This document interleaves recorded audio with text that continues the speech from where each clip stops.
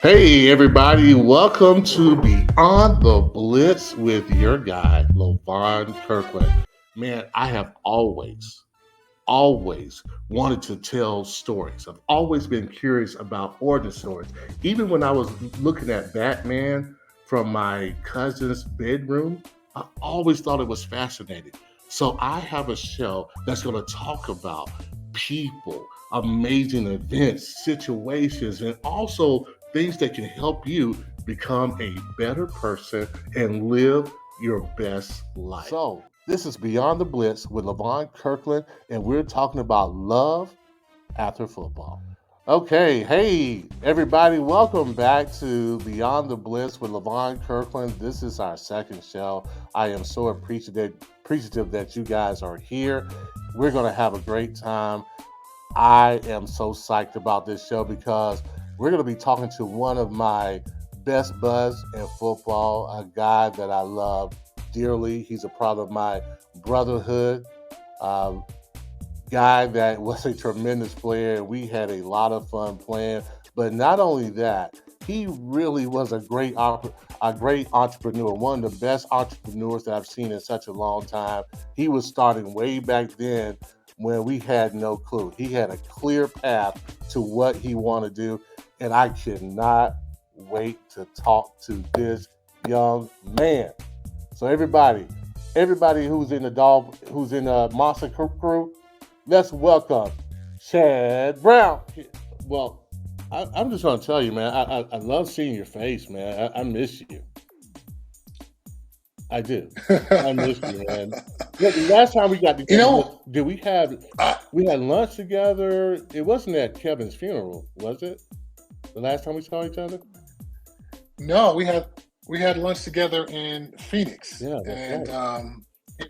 in Arizona for something. So we hooked up for lunch, and I think it may be a little odd for some folks to hear you say, hey man, I love to see your face. I said the same thing when I saw you, and I think they think of football players as like somehow we're Wow. lacking in emotion and brotherly love. Yeah, we're, But no, it is the we're exact opposite. Hey, everybody, whether you know it or not, we are human beings. We have feelings and we care about other people besides ourselves. I know everything you see on TV says the opposite, but we, for the most part, care about each other, especially teammates like me and Chad. But Chad, I got to get your opinion on this. This has been one of the hottest topics in sports of late. It's kind of died down now, but your school, where you were a superstar, where you're one of the best players to ever play there. Now you guys have Deion Sanders, and some people say Deion sold out. Some people say, "Hey man, let that man make his money." What do you think as far as him being a head coach on this level? What are your thoughts on that?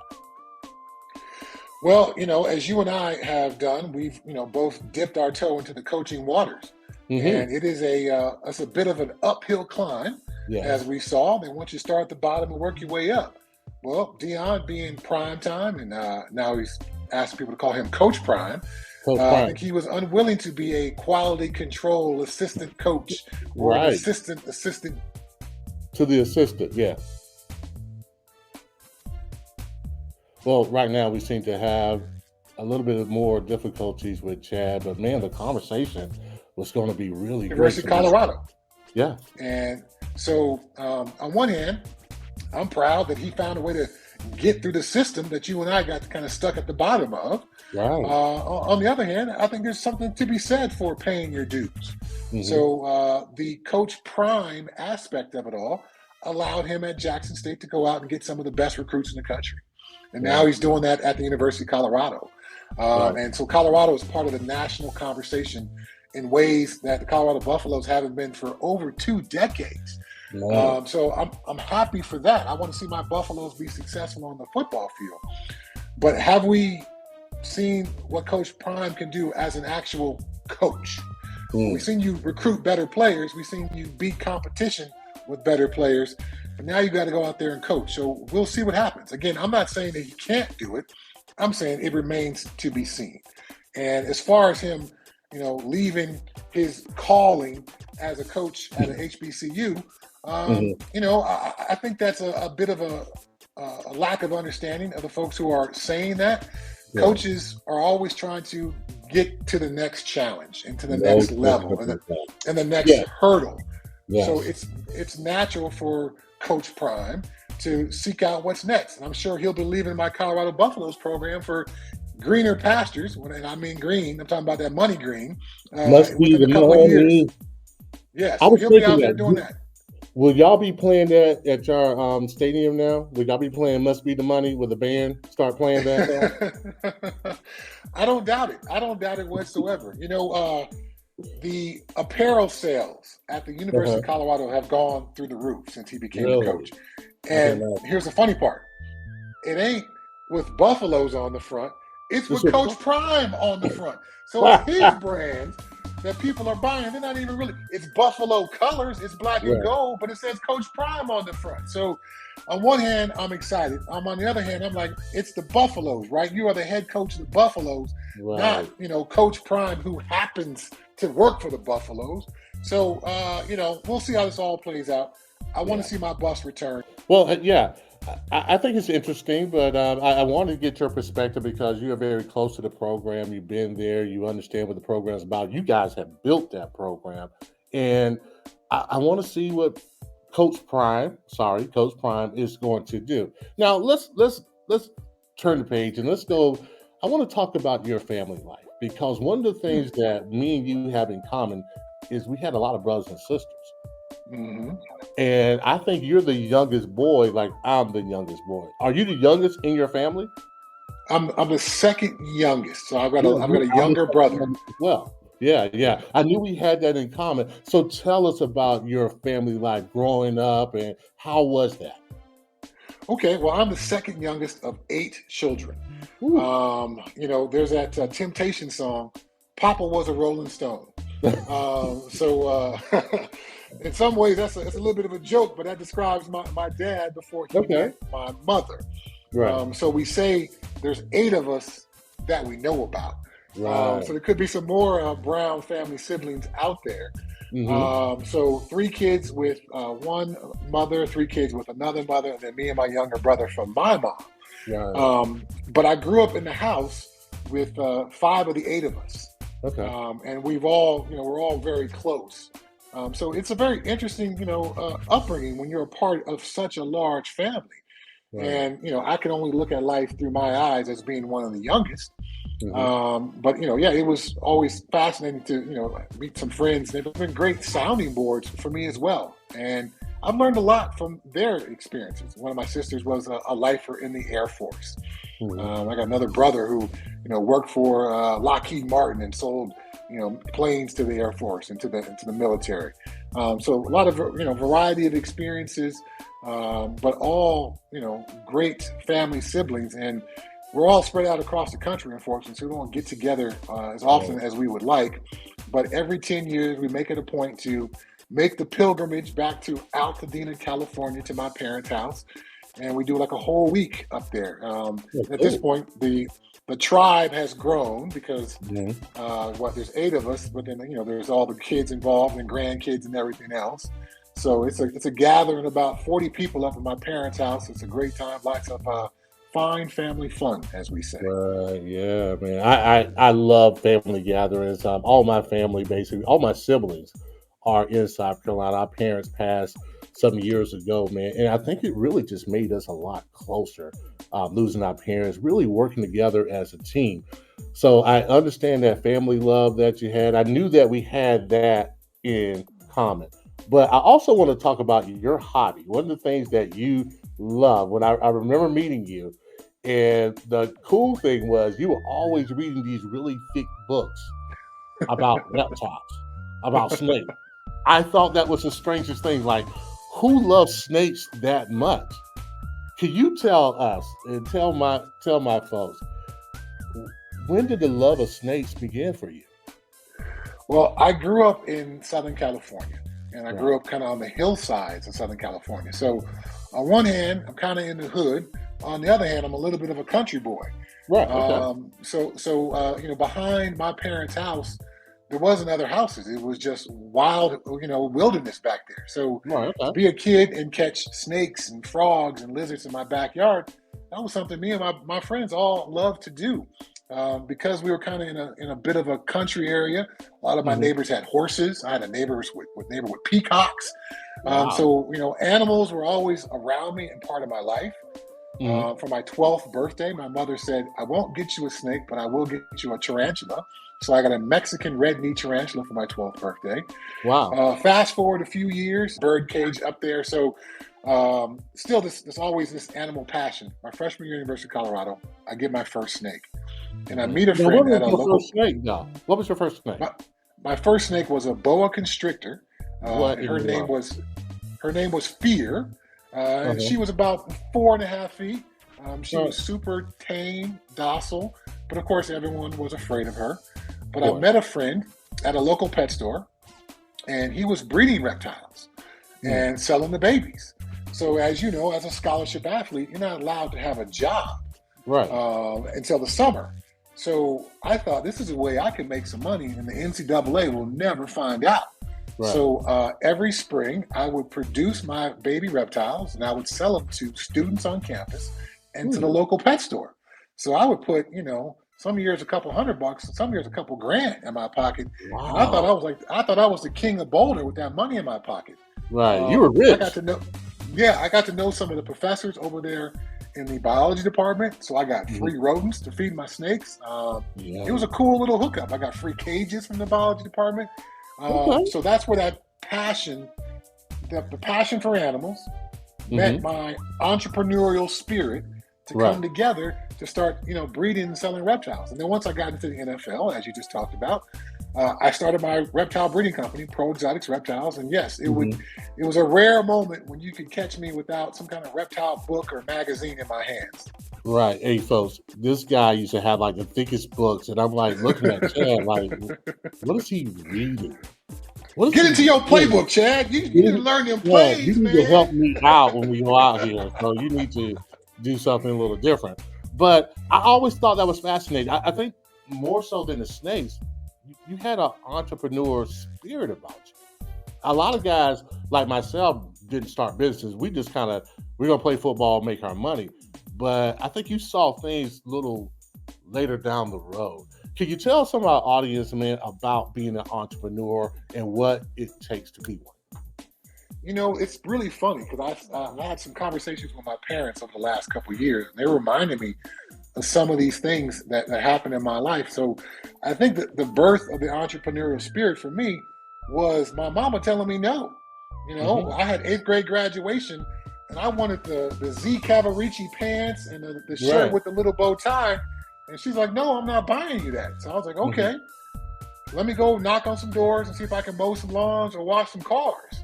Right. So I went and knocked on some doors, made some appointments to mow lawns that weekend, made some appointments to wash cars. So after like 2 weekends of steady work around the mile around my parents' house, I had enough money to go to Z Cavaricci and get my little eighth grade graduation outfit. And I thought, okay, I don't have to depend just on mom and dad for money. I can go out and make it on my own. Fast forward to my senior year, and Jordans had just come out. And they Right. were like even back then they were like 120 They're pretty bucks. expensive. Yeah. Yeah. So I wanted to wear some Jordans to prom. Once again, Wow. Marsha Brown, my mama lover, says, "Ain't no way I'm buying you Jordans for prom. What are you, crazy?" So, all right, let me get the wash bucket. Let me start Right. knocking on doors and washing cars. Hmm. So I think that's where the kind of the origins of that was. Then I got to the University of Colorado, Boulder, Colorado. Not a lot of black barbershops. What Right. do? I go home Thanksgiving break my freshman year and tell my mom, "Mom, I need like 75 bucks. I'm gonna go Right. to the beauty supply shop. I'm gonna buy some clippers and some Uh-huh. edgers and some guides, and I'm gonna start cutting hair." So Wow. that's what I did. I started cutting hair at the University of Colorado. So, if the guys, if they wanted to get a real haircut, they had to get all the way to Denver. Denver's about 30 miles away.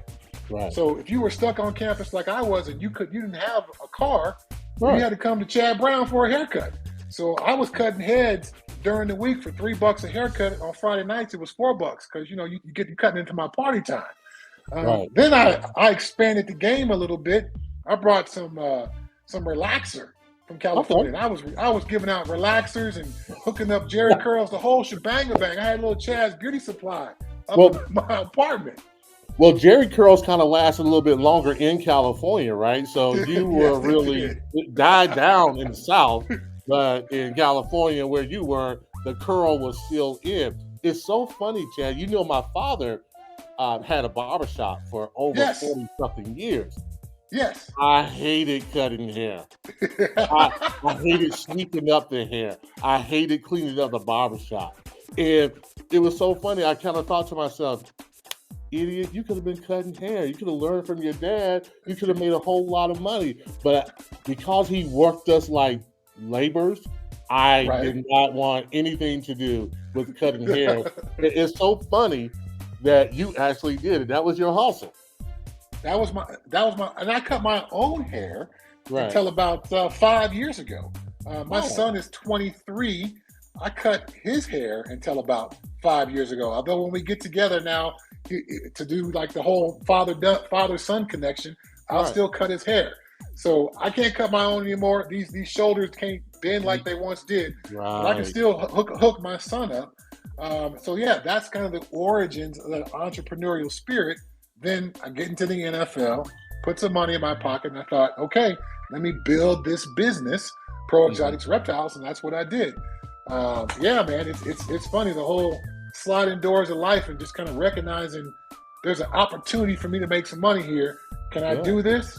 Yeah, well, the first couple of haircuts they wasn't very good, Right, right, but right. by my sophomore year, my junior year, well, I could hook up a mean fade. I could make it real nice. Hey man, that is a great statement when you saying like, it wasn't perfect at first, but you just kept going, right? You just kept going. And after a while, I'm sure you learned a little bit, you learned some technique, and you were able to really have some money in your pocket because us student athletes couldn't make any kind of money during the season.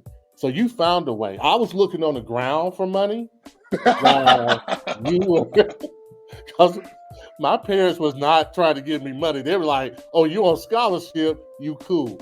But it's more than that. So that is a hilarious story. So tell us about your football. When the first time you fell in love with the game of football. I grew up in a very sporting neighborhood with a gang of kids in it, kids Right. everywhere. And I was one of the younger kids in the neighborhood. So in order to play with the older kids, I had to, I couldn't go home and cry. I Right. Yeah. couldn't tell them, you're playing too rough. So in some ways, this little neighborhood situation was the perfect way to develop me into a Hmm. tough football player. So Right. in order to play, I had to play with the older kids, and so that's what I did. I had a bunch of kids who were 3 or 4 years ahead of me, and we played street ball probably Hmm. every day in the summer. Depending on how high of a hoop we wanted to play on that night, we would go to different person's house that had the basketball hoop on top of the garage, kind of thing. Right. Hmm. And now we also grew up in an era where your mama said in the summer, "I don't want to see you in this house until the street lights come on." Right. So Yeah. then you and your boys got to go to the park all day. And you got Yeah. to come up with all these different games. You got to learn to play together. You got to learn to work together. You got to work on conflict resolution when somebody's trying to cheat. So Right. I grew up in that perfect environment with all these kids, but a lot of older kids who were there to kind of guide me and to instruct me in my sports career. I started playing organized football when I was 9 years old. Hmm. My entire neighborhood played in the same Pop Warner League. So I played Pop Warner all through elementary and junior high school. I went to high school at John Muir High School in Southern California with an incredibly proud athletic tradition. Jackie Right. Robinson went to my high Wow. school. Yeah. Jock Vaughn, who's a coach in the NBA, went to Yes. my high school. Stacey Ogma, who played in the Yes. I NBA, remember went to my high Stacey. Yeah. school. Hmm. Ricky Irvins played with the Washington Redskins. Marcus Right. Robertson, who played with the Tennessee Gee. Titans. The list goes on and on and on. All these amazing athletes. We are the only high school in the National Track Hall of Fame. We Mm. still hold some national records. So to go to this school and to be a part of this amazing tradition, literally brought out the best in me and brought out things in me that I didn't know was there. And in fact, when I had the opportunity to speak at my high school coach's funeral, that's what I talked about is everyone who's in the room who has a chance to influence a young person like Coach Brownfield did for me. Your job is to see something in them that they don't see in themselves. Right. I just saw, I'm just this little mixed kid from Altadena, and I'll never be as good as those amazing athletes who come to this high school. Well, he saw something in me and was able to pull it out of me.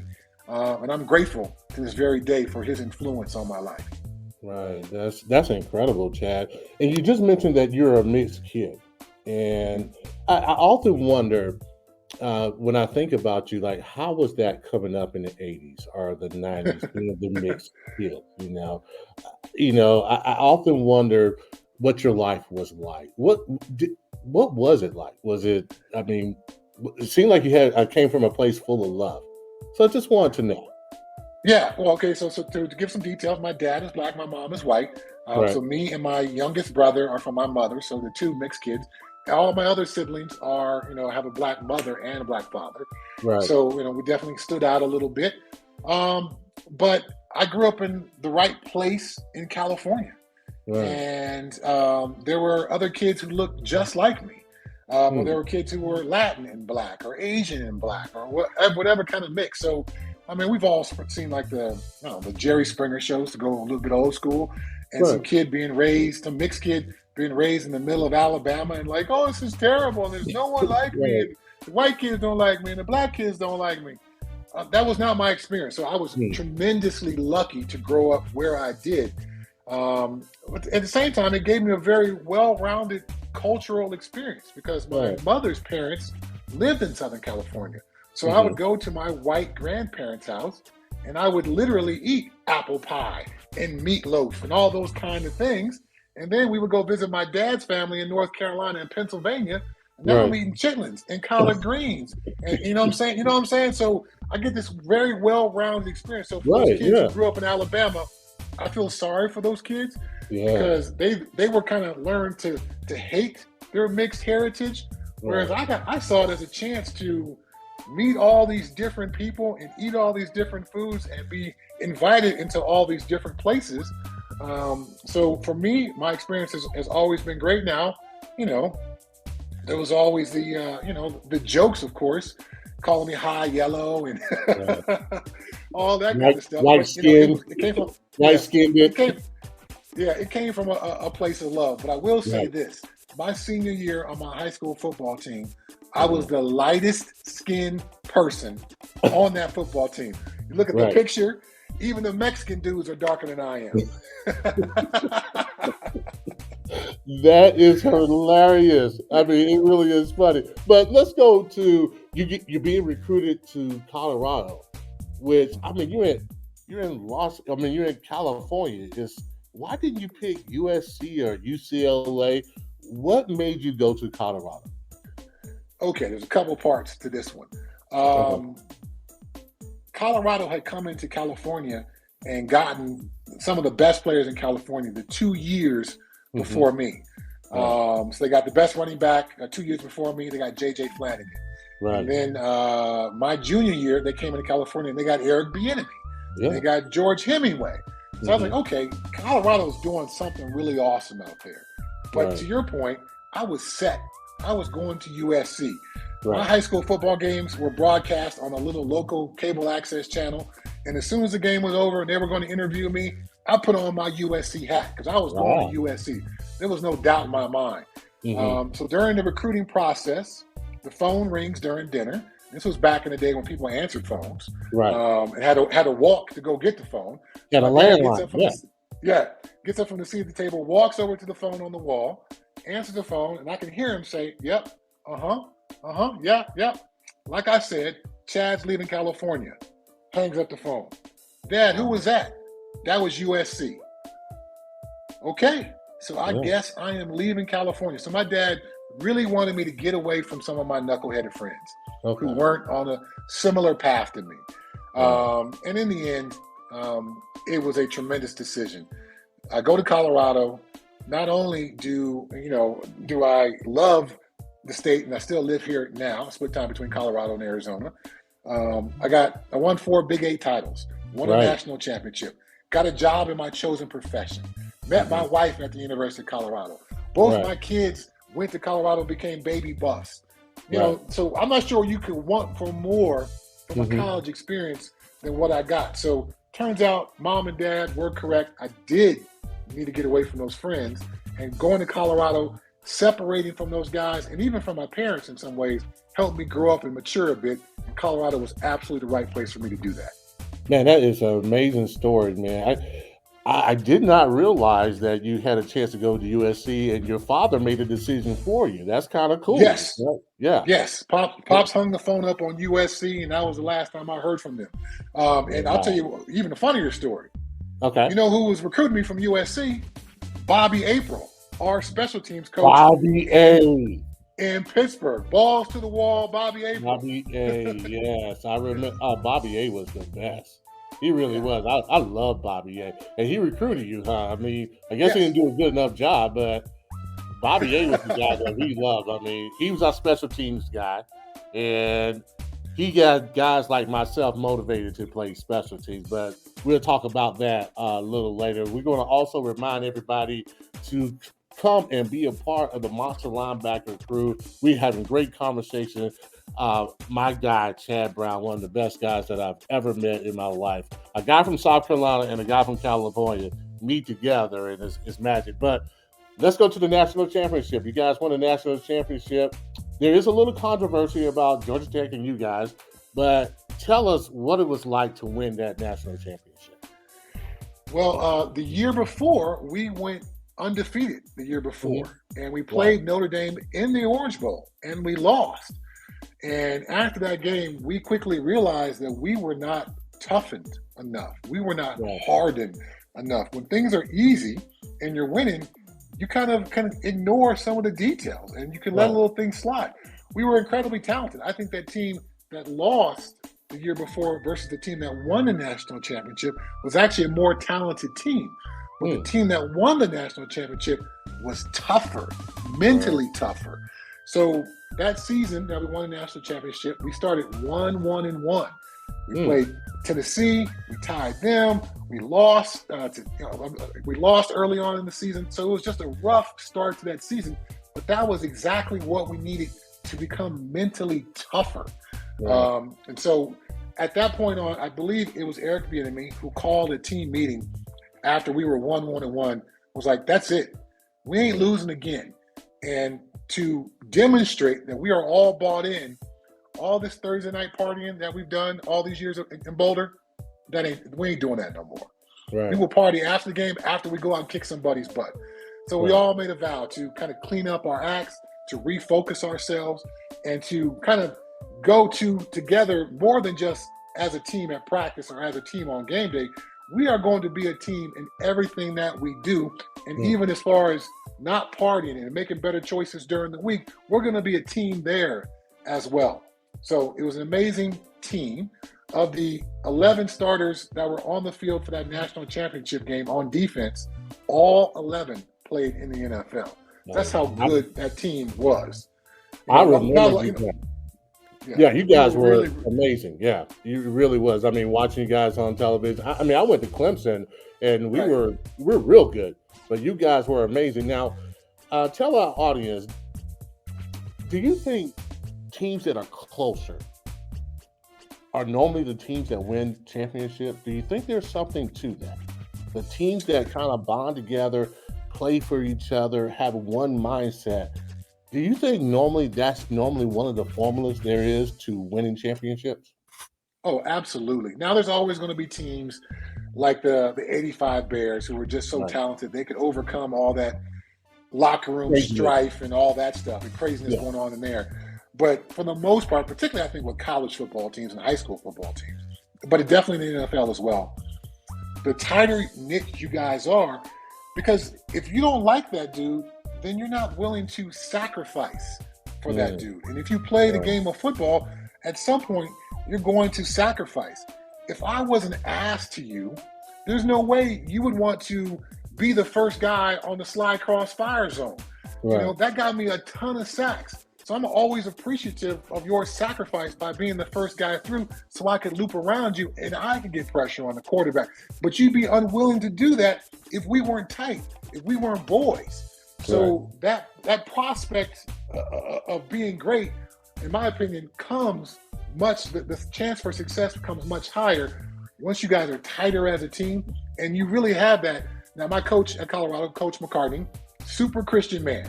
And he would always use the biblical word of agape love. Right. You know, that pure love that you have for another fellow human being.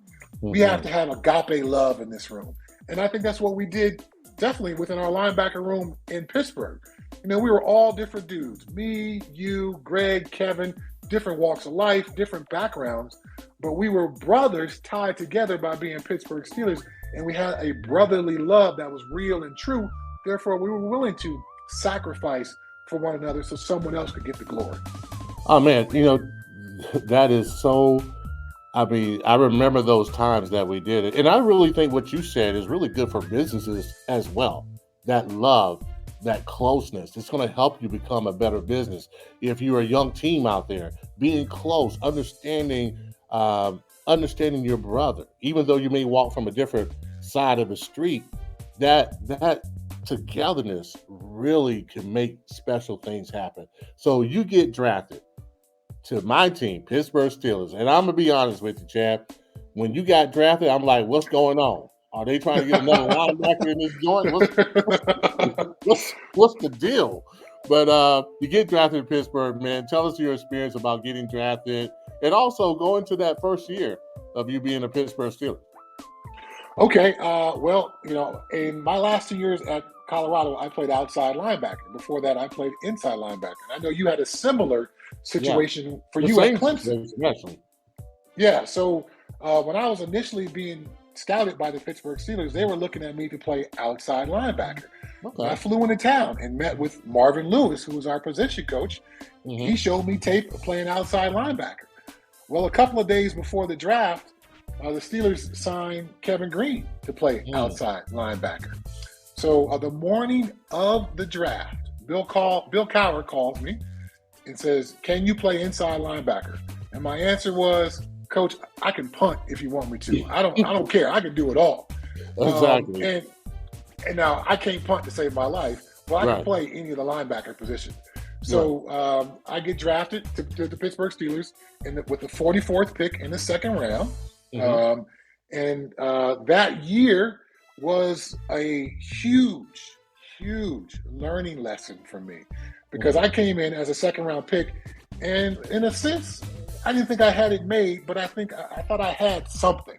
Whatever it was that they couldn't cut me, and they thought enough to me to draft me. So I didn't really put all the necessary work and focus into what I was doing. I remember that, Chad. Yes. Yeah. I remember. Yeah. And so, Marvin's making us stay after practice and making us stay after films to spend extra time with him. All the other linebackers can leave, and me and you are in there. And it's like, oh man. And it was probably all my fault because I wasn't fully dialed in. But week 6 of that season, the starting linebacker, Jerry Osowski, who's now the linebacker coach with the Pittsburgh Steelers, he goes down with a knee injury. Yeah, and I'm on the sideline starting to warm up. And I look over to the side and I see Bill Cowher with his arm around Reggie Barnes. Yes. Reggie Barnes was the undrafted linebacker out of University of Oklahoma. And they put Reggie Barnes in the game. And I am crushed. I am crushed. I am like looking at Reggie come on the field and I'm like, I thought this was supposed to be Chad coming out of the field. So it was a surprise not only to you, but also to maybe some of the rest of us, because you had the more potential, and honestly, you were the better player. But man, I remember Reggie coming in the game. I'm like, what in the world is going on? But continue with your story. Right. So after the game, I am upset. Right. I don't even think I showered because the game was in Cleveland. We just took a bus back. Yeah. So I don't even think I showered. I was so mad I couldn't even get in the shower. just put my sweats on and just went home funky. I was just mad because my attitude was funky. I guess I needed to be physically funky. Right. Next morning, I go to work early, and I wasn't an early dude, and I walk into Marvin's office. I slam my hand on his desk because Marvin's told me the story a couple times. Right. Damn it, Marvin, I'm a football player and I'm a linebacker, and you will never put somebody in the game before me again. I had no idea I said it that big, bad, and bold, but Marvin has told me this story a few times, so I think it's actually true. So Marvin said, okay, then you got to shift your attitude. You got to get your mind right. So from that day forward, in the rest of my football career, I never took advantage of the position. I never took advantage of my draft status or my contract status. I put the work in after that. That was it. That was not going to happen to me again. That was a huge learning lesson for me because as you talked about potential, sure, I was potentially a better player than Reggie. But to Marvin's point, as I talked to Marvin over the last couple of years, he's like, Chad, in fact, we met that Saturday night in Cleveland, and Bill said, if one of those linebackers get hurt, who goes into the game? And Marv said, we can't trust Chad. We got to put Reggie in. I was like, wow, y'all couldn't trust me. That's crushing. Because we all want to be trustworthy. We all want to be accountable. I was none of those things. So lesson learned, move forward for the rest of my career. So for the next 14 and a half seasons, I used that one moment as motivation. Whenever I was like, I'm not sure if I want to. No. Get in the weight room. Get in the film room. Study your playbook. Don't ever let that Reggie Barnes situation happen to you again.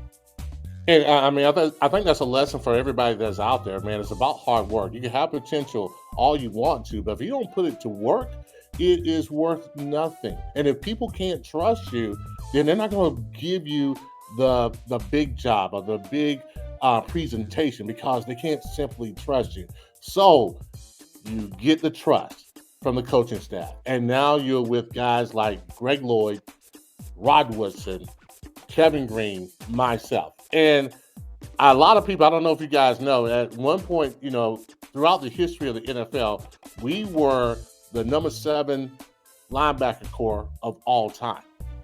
Tell us, Chad, from your point of view, from your perspective, what was it like playing with the rest of the linebackers that we had at that time? It was an absolutely amazing experience.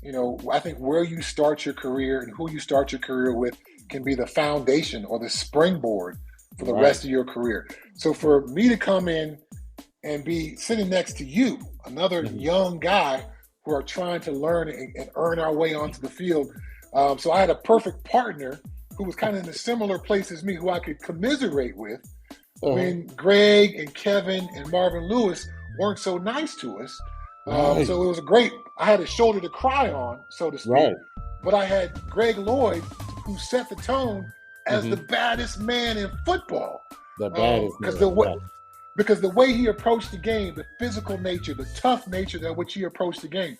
Then we got Kevin Green, who's the ultimate technician, not an amazing athlete, but a dude who mastered the game of football, particularly the art of rushing the quarterback. And they were being coached by Marvin Lewis, who's trying to find every little way to make us better as well. So it was a perfect situation for me. And then you just take that linebacker room, and then you look behind you when the defensive backs are meeting, there's Rod Woodson, literally one of the greatest players of all time. On the other side of the ball, I'm going against Dermontti Dawson, one of the great centers of all time. So that whole Steeler experience, to be a Pittsburgh Steeler, is incredibly special. To play with those Hall of Fame teammates that we played with, incredibly special.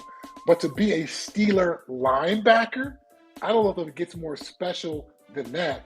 And then to be a part of that particular linebacker crew, that was literally the foundation that the rest of my career stands upon. To be with you, to be with Greg, to be with Kevin, to be with Jerry O, to be with all those guys in that room. You guys will be forever my linebacker brothers. Right. But yeah, just the awesome experience of being on the field with you guys. And the hindsight, looking back, it's even more special than I knew back then. Of Yeah. course, I knew I was a part of something special, but you don't have quite the life experience and the perspective that I do now. Looking back, seventh best of all time. There's 32 teams every year in the Yeah. NFL, and there's a new linebacker core on all those teams all the time. The seventh best of all time, and we were only together for 3 years. If Only we had together for played 3 years. together longer, yeah, we would have been even, higher ranked. So, incredibly special group that drove me every single day to find ways to get better. It's so funny, Chad, because we basically started off together. Even though I was a year older than you, we basically started off playing that position that we had no clue of how to play. I mean, because we were both outside linebackers. And I think that being there together, we had to depend on each other. And I always Mhm. tell people all the time that we had such a good working relationship. It was such a good working relationship. And could you tell the audience about just me and your relationship as far as linebackers are concerned? Again, you kind of touched on it, but the fact that we kind of came in together. Now, you were a year ahead of me in the draft, but the year before, I think David Little was the Right, starter. But you had grown enough in that rookie year where he gave the coaches confidence to release David in the preseason. So right, then you become the starter. Well, Jerry O gets hurt week 6, then I become the starter next to you. So we start together there for the next 3 years as those inside linebackers. And that relationship grew early on. It was, like I said, it was just, this is another shoulder to cry on, another young dude who's going to get yelled at by Marvin. And yeah, Greg and Kevin are going to tell us they ain't getting the calls and we ain't doing it right. And you got to pick up your game, rookie. And you and Kirk got to do better. So it was great that I had another person to kind of share some of that right, negative load with. right, But at the same time, you and I started to make plays. So right, then, then we would celebrate each other's success because if I take on the fullback and you make the tackle, well, then I helped you make that play, and your success is my success. right. And then I talked about that blitzer, the slide cross fire zone. Well, you went first, and I looped around you, and I got after the quarterback. Well, you sacrificed for me, so then my success becomes your success. Oh yeah, And so no this question. continued process of learning about each other, depending upon each other. And let's not forget, you and I were asked to make the calls for the Yes, defense. So not Rod Woodson, not the Hall of Famer, not Kevin Green, the Hall of Famer, not right, Greg Lloyd, the baddest man in football, not Cardinal Lake, who should be in the Hall of Fame, but yeah, me and you, these two young dudes in the middle of all these incredible players being tasked with this incredible burden of making sure all those guys are right. So then we started right. to share that responsibility. And then guess what? We depended upon each other. Oh, Not no only am I, question not about only it. am I willing to sacrifice for you, I depend on you. I need you to do my job, man. And that's Yeah. that's the kind of level of relationship that we have. And I just want to tell the audience too. I mean, that's the thing about being teammates. And I say that me and Chad had one of the best working relationships. And one of the stories that I remember is that I think you had like a few sacks. You might have had like 4 or 5 sacks in the game. And we were just doing that little cross blitz that we made famous, I think. Uh, Yes, we and did. you asked me one time, and I thought it was kind of funny. You said, "Hey, Kirk, do you want me to go? I'll go first. I'll go first." Now, what did you tell me after that, though? When I said, what did I tell you after you said, Kirk, I'll go first? I'll I sack think you. I think you told me, no, man, that's my job. I'm gonna go in there and blow it up for you so you can make the Yeah, play. yeah, And I was, okay, but I think it was important for me to let you know that I saw your sacrifice right. and I was willing to sacrifice for you too. Kind of that the pure brotherhood, man. I Yeah. can't be up here having all this success without you having some too. Right. But the thing was too, Chad, I say this. I realized and I recognized that I did some things very well as a linebacker. But I also realized what you did very well. And you could get after the passer. I wasn't as good, but I knew I can blow things up. I can make it easier for you. And I didn't mind doing that because I knew that we had a connection and that we were going to help each other out. And at one point in time, I was like, we're going to take over this team. At some point in time, it's going to be about us. And for one wonderful year, It really was. We both It went to the was. Pro Bowl together. That I'm telling you, I was happy about me going to Pro Bowl, but man, I was so happy that the both of us in the same year, where you had guys like Junior Seau, Ray Lewis, Brian Cox in that league, and we were both able to go. What was it like your first Pro Bowl? Because I know my experience, but I was so happy that you went with Oh man, it was super special. Okay. So just to give you a visualization as the viewer of this podcast, picture you walking into a hotel pool area, and over there by the bar is Derek Thomas and me. Neil Yeah, Smith. Over there in the jacuzzi is John Elway. Walking by is Reggie White. It's like, whoa, I am around like football royalty. yeah, greatness. Yeah, And all this hard work that I've done has brought me to this moment. And then to your point, to get to share with my partner, with my road dog, to be able to play together in our first Pro Bowls, which I think we both should have been there before that year. But no question. Yeah, no, but at any rate, yeah, to share that experience with you and to be a Pro Bowler. I certainly enjoyed all my Pro Bowls, but that first one is incredibly special. Clearly, and here's a funny story about that. At the Pro Bowl, you exchange helmets in the locker right. room, and I get into the locker room and I got my one Steeler helmet. The Steelers only sent us with one helmet because they were such a cheap organization back Yeah, then. thanks, Love thanks, them. Tony. Yeah, but they were really cheap. So I'm looking around the locker room and I got this helmet in my hands. I'm like, man, there's Bruce Matthews. He went to high school, just a couple of miles from where I went to high school. Maybe I should get Houston Oilers helmet. Ooh, there's this other guy. There's Vinny Testaverde. There's all these amazing players. And out of nowhere, Cortez Kennedy hands me a signed Seattle Seahawks helmet. Okay. And I'm bummed out because I'm like, I don't want no Seahawk helmet. But now at this point, I'm forced to. He handed me his helmet, and I give him my helmet. So I'm all bummed out. And of course, 5 or 6 weeks later, I become a Seattle Seahawk. So it's funny how life works that way. I'm gonna tell you, man. That I'm not gonna say much about that, but man, I'm telling you, I was devastated when you went to Seattle. I was devastated because I visualized us being tag team. Me too. forever. Me too. Yeah. Now, it was kind of obviously out of your control. In some ways, it was out of my control. The Steelers had just paid Greg Lloyd the year before. They were going to have to pay you. Jerome Bettis' contract was up. They had to pay Jerome. So it was a kind of a perfect storm of circumstances where they just couldn't come up with the money. They were like, Chad, we want to keep you. We just don't have the money. Yeah. And in the end, football was a job, and the job is to pay for your family and secure your family's future. So the Seahawks made an offer. The signing bonus was bigger than the total contract offer that the Steelers offered me. So as much as I wanted to stay in Pittsburgh, as badly as I wanted to, I had to go and chase the money. But yeah, we missed on the opportunity to be the baddest linebacker duo in the league for years to go. Forever, man. I just knew. I was just like, me and this guy are going to walk in the Hall of Fame together. I'm telling you. Yeah. But man, I thought about you so much that I ended up joining you in Seattle. Yeah. My last year at Pittsburgh.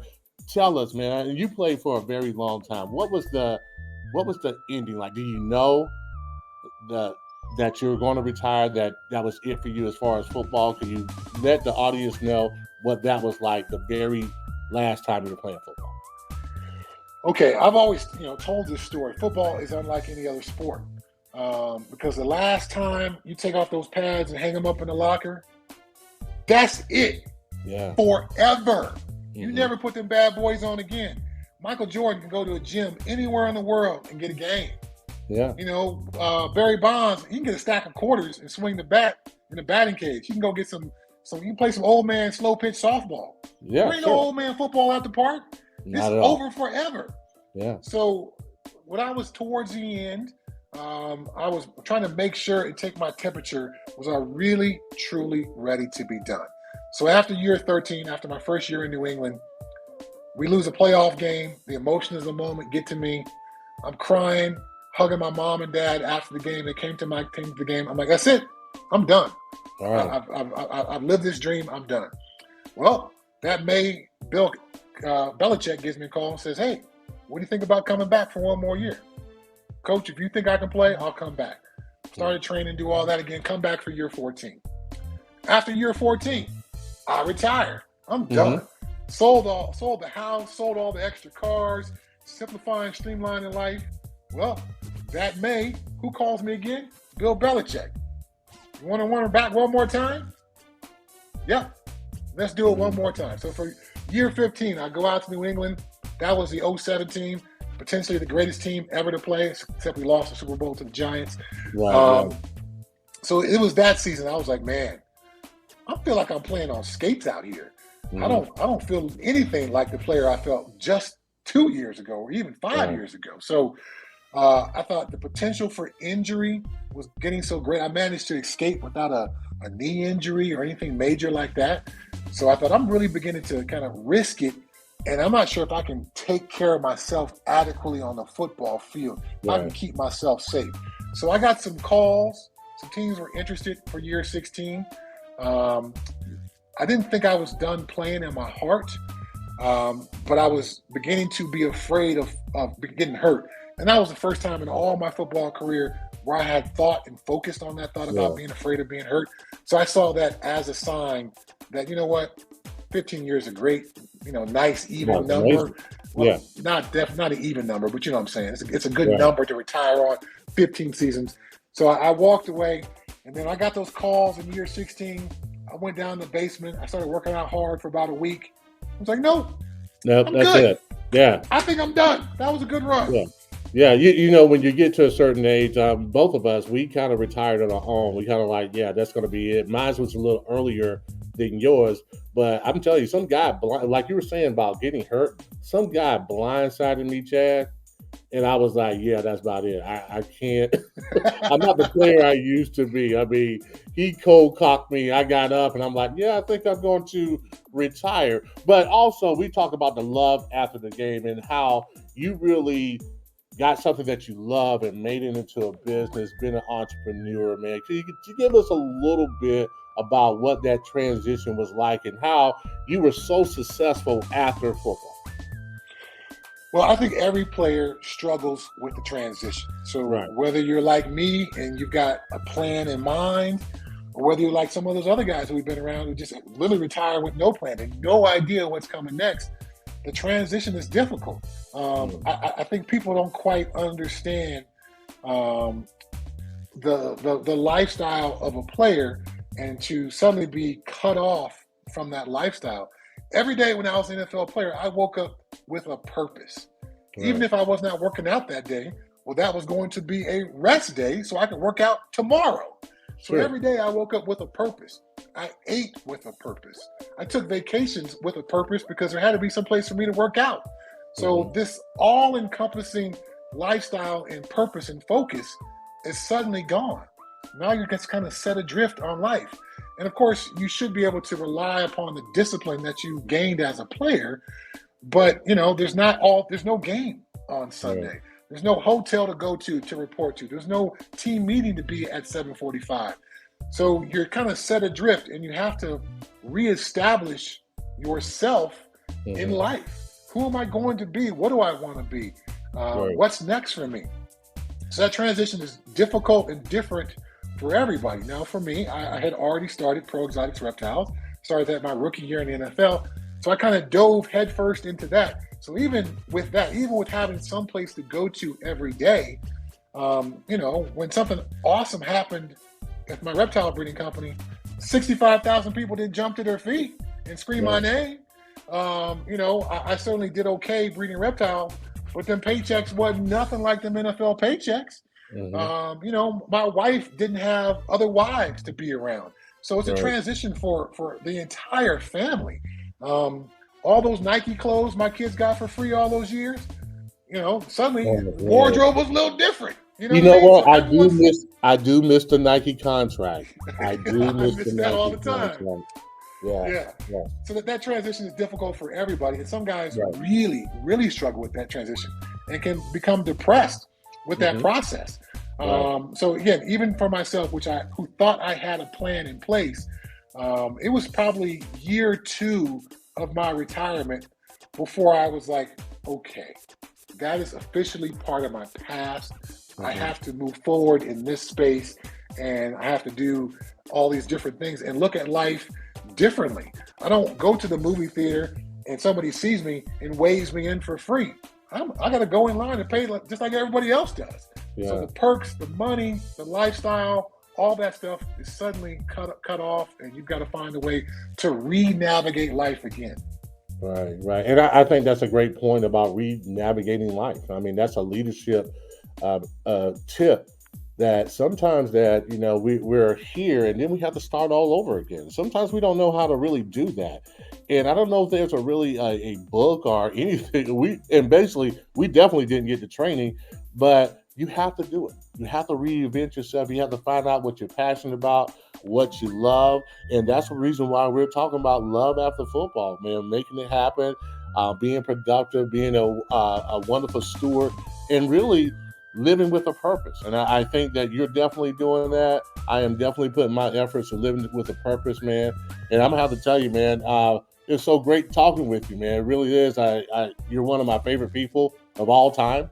I love you like a brother. I hope we continue this relationship. But it was awesome talking to you. But we're going to kind of flip it around now. We're going to play a game. You know the game Family Feud? Have you ever played that game? Yes, I have played Family Feud. My wife went on an episode of Family Feud, so I've Really? seen Family Feud many times. She actually did well. They won the $10,000 Get when she out of went on. here. Yes, she did. Okay, so I mean, we're going to play Family Feud. We're going to ask you 5 different questions, and we're going to see if you can total up to 100 points. All All right. right. And you don't get anything after it, and there's no $10,000 prize or anything like that. You're not going to win a car, but I'm sure that you're very competitive and you want to get those 100 points. So let's see if you can get 100 points on what we call our edition of Family Feud. So the very first question they ask 100 people: name an item you might you might purchase at a souvenir shop. Name an item you might purchase at a souvenir shop. A T-shirt, A t-shirt. Okay, next question. Name things you bring on a camping trip. a tent, A tent. Okay. Okay, name famous rivalries between brands. Pepsi and Coke, Pepsi and Coke. All right. Name things you spend if you win the lottery. name things you spin to No, win a name lottery. something you purchase. I'm sorry. Name something you purchase if you win the lottery. A house, All right. Okay, this was going to get you. Name food except jelly that goes well with peanut butter. bananas. Ding, ding, ding. I tell you, Chad, I think you did pretty good here, man. I think you definitely got over 100. Let's go over That the last questions. answer. Yeah, go ahead. Go ahead. You did a pretty good job. We asked you to name an item you might purchase at a souvenir shop. You said T-shirt. T-shirt was number one with 25 Yes. points. There you go. Yes. Now, name a thing you bring on a camping trip. You say tent. Guess what? Tent was number one at 36. Sleeping bag was next, and then also a backpack. Now we come to name famous rivalries between brands. You said Coke versus Pepsi. My God, Chad, you were right. 38 points. The very next one was McDonald's versus Burger King, which was worth 26 points, and then Microsoft versus Apple, that was Apple. worth Yep. 23 points. I think you pretty much got 100. There's no question about it. Yeah. Okay. We asked you name a thing that you would spend if you win the lottery. You said house. Number one answer was mansion, but we put there it is as a house. The second one was vacation, that was worth 23 points. And then you had paid off debts, which is worth 20. And the very last one was name a food besides jelly that goes well with peanut butter. You said bananas. Number one answer was chocolate. 27 points. Oh. Yeah, of course. you had the second most popular answer. Oh, okay. With bananas. Oreos was number 3. Have you ever had Oreos with And peanut peanut butter? butter? Yeah, No, and I never had peanut butter and bananas, but I know that was a thing that Elvis did. So that was yeah. the first thing that came to mind. That's the thing we Okay, did wow. Chad. That's the thing we did in the South. Y'all We did had peanut butter and peanut bananas? butter and bananas. Yeah, I've seen Okay, that happen. my dad told me about that. Yeah, I'm Yeah. not doing that. Well, your dad was from North Carolina. We were from South Carolina. I never did it myself, but I've seen my uncles and all them do that. But hey, man, thank you so much for joining us, man. We really appreciate it. Man, this was awesome. It's always so good, like I said, to see your face, my brother. Yeah, It's man. good to catch up on some of the old times. And then, I think if we use our status as professional athletes and we Yes. don't use them for good to try to coach Right. some other people up and use our experiences to help other people, we're wasting an opportunity. So I'm happy to see you doing what you're doing. I'm happy to join part in that. This was awesome, man. Great time. Thank you for having Man, me it on. was a lot of fun, man. Like I said, man, you're one of my favorite people of all time. And if we want to, are you on social media? Can people get in touch with you? Some of the monster linebacker crew, can we get in touch with you just to say hello? Is there any way we Yeah, can do that? absolutely. You can hit me up on Twitter at Chad Brown 94. So that was the number I wore for most of my career, at Chad Brown 94. I'm doing broadcasting stuff, so Yeah. I can, I'm tweeting about that, I'm tweeting about my travels. I'm just some reptile content in there as well. A little bit of social justice stuff and current issues. So yeah, a little bit of mix of everything. Yeah, man. Well, hey, man, I miss you, man. I really do. I miss you too, bro. I miss you All right. too, man. I wish we could strap it love up one you, more man. time. I love you, man. Take care. And I hope I dreamed about us making plays tonight. I'm going to take some melatonin and I'm going to dream about us making plays tonight, man. It was wonderful seeing you, man. Hey, take care. Anytime you need me or this show, let us know, okay? Awesome. Thanks, man. Good stuff. Love you, bro. All right, brother. Take it easy. Thank you. Beyond the Blitz with your guy, Levon Kirkland.